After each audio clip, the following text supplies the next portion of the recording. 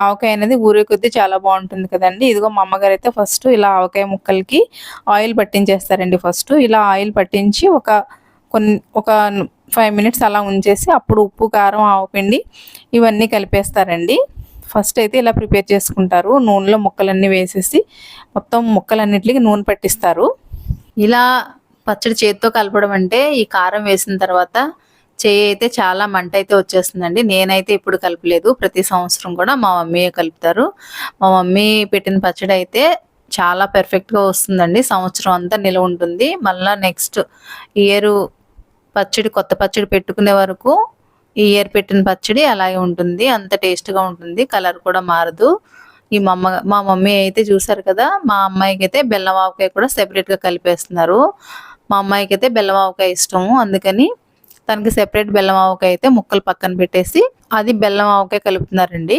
ఈ లోపల అయితే కొలతలు కారం, ఉప్పు ఇవన్నీ ఆవపిండి కలిపేసి అయితే ఇవి మిక్స్ చేసుకున్నారు. ఆ మిక్స్ చేసిన పొడి అయితే ఇలా వేసేసాము. ఫస్ట్ వేసిన తర్వాత ఆయిల్ వేస్తూ కొంచెం కొంచెం కలుపుకున్నారండి.